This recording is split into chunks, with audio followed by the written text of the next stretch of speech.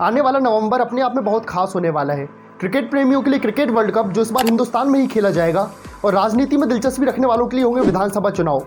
मध्य प्रदेश, राजस्थान, छत्तीसगढ़, तेलंगाना और मिजोरम में विधानसभा चुनाव।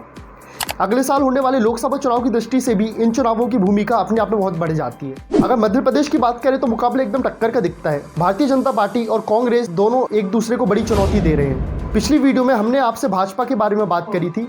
इस वीडियो में हम आपसे कांग्रेस के बारे में सारे फैक्टर्स डिस्कस करेंगे कि कौन से ऐसे फैक्टर्स हैं जो कांग्रेस के लिए जीत या हार का सबब बन सकते हैं आने वाले चुनाव में। तो बने रहिए हमारे साथ।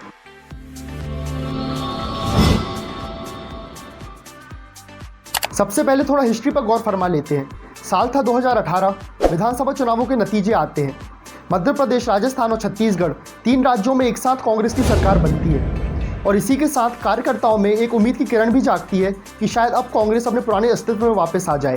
ये अपने आप में खास इसलिए भी था क्योंकि मध्य प्रदेश और छत्तीसगढ़, इन 2 राज्यों में कांग्रेस पूरे 15 साल बाद वापसी कर रही थी। मध्य प्रदेश में कमलनाथ को सीएम बनाया जाता है। हालांकि ज्योतिरादित्य सिंधिया की भी पूरी इच्छा थी सीएम बनने की, लेकिन आला कमान द्वारा उन्हें समझा लिया जाता है। अब शर्तें क्या रखी गई थी ये तो कभी ओपनली नहीं बताया जाता, लेकिन स्वाभाविक सी बात है सिंधिया को कोई बड़ी जिम्मेदारी देने का वादा ज़रूर किया गया होगा।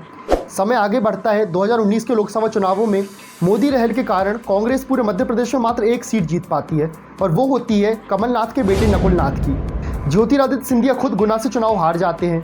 हालांकि उन्हें पूरी उम्मीद थी कि उन्हें राज्यसभा से सांसद तो बना लिया जाएगा, लेकिन कुछ वरिष्ठ पत्रकारों की माने तो सिंधिया को यह समझ आने लगा था कि कांग्रेस के अंदर उनका ग्राफ कम हो रहा है। यही कारण था कि 10 मार्च 2020 को सिंधिया कांग्रेस छोड़ देते हैं, जिसमें 22 विधायक उनका समर्थन करते हैं। इन्हीं 22 विधायकों के साथ ज्योतिरादित्य सिंधिया बीजेपी ज्वाइन कर लेते हैं, और 23 मार्च 2020 को एक बार फिर शिवराज सिंह चौहान सीएम पद की शपथ लेते हैं। अब आते हैं प्रेजेंट में, जहां कमलनाथ और कांग्रेस के दूसरे सारे लीडर्स हर सभा में हर जगह जनता से ये ज़रूर बोल रहे हैं कि जिताया तो आपने हमें था, चुना तो आपने हमें था, तो सत्ता में दूसरी पार्टी कैसे है। और ये बोलकर वो जनता से सहानुभूति लेने की पूरी कोशिश कर रहे हैं। तो पहला प्रॉफिट तो यही है कांग्रेस के लिए कि जनता से सहानुभूति शायद मिल जाए और उनके लिए पॉजिटिव पॉइंट बन जाए। इसके बाद कुछ दूसरे फेमस न्यूज़ चैनल्स के सर्वे भी आए हैं जिनके अकॉर्डिंग कांग्रेस की सरकार बन सकती है। तो ये भी अपने आप में पॉजिटिव पॉइंट है कांग्रेस के लिए कि बड़े बड़े न्यूज़ चैनल के सर्वे में इनका नाम आ रहा है। इसके अलावा कांग्रेस ने अपने वचन पत्र में सरकार बनते ही सबसे पहले पुरानी पेंशन योजना लागू करने का वादा किया है, जो अपने आप में काफ़ी बड़ा मुद्दा है। हिमाचल प्रदेश में कांग्रेस की जीत का कारण और उत्तर प्रदेश में समाजवादी पार्टी की सीटें बढ़ने का मुख्य कारण पुरानी पेंशन योजना ही बताई जाती है। इसके अलावा मध्य प्रदेश सरकार के पास मौजूदा समय में 3 लाख करोड़ से ज़्यादा का कर्जा है।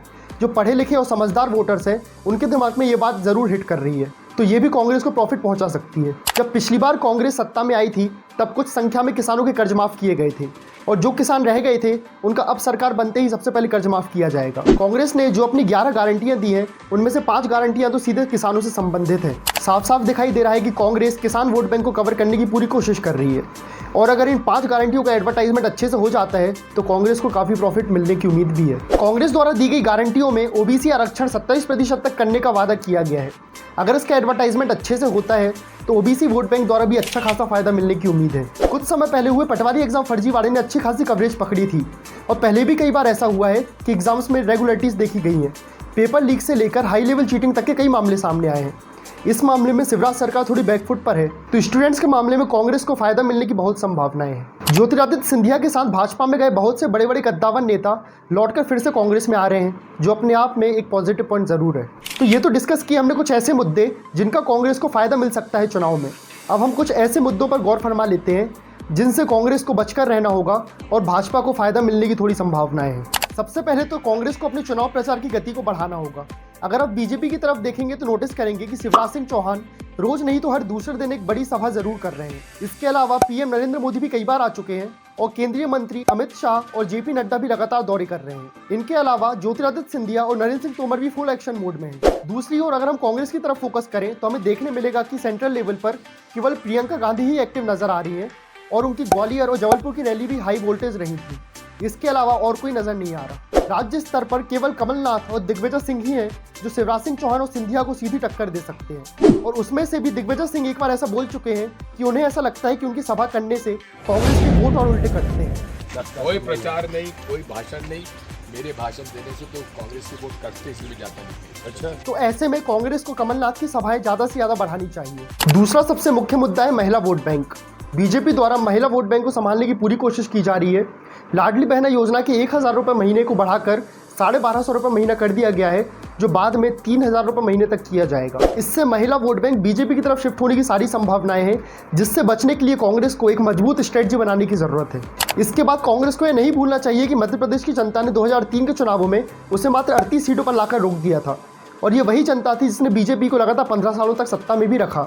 इसका मतलब सीएम शिवराज सिंह चौहान की जन कल्याणकारी योजनाओं का फायदा समाज के हर वर्ग को लगातार मिलता रहा और अभी भी मिल रहा है। तो ये था हमारा पूरा एनालिसिस कांग्रेस के ऊपर कि कांग्रेस को कौन कौन से फैक्टर्स पॉजिटिव और कौन कौन से फैक्टर्स नेगेटिव साउंड कर सकते हैं आने वाले चुनाव में। अगर आपको वीडियो पसंद आई है तो सब्सक्राइब कर लीजिए, ऐसी बहुत सी वीडियोस आने वाली है, और at the same time video like करके शेयर भी कर दीजिए। बहुत बहुत धन्यवाद।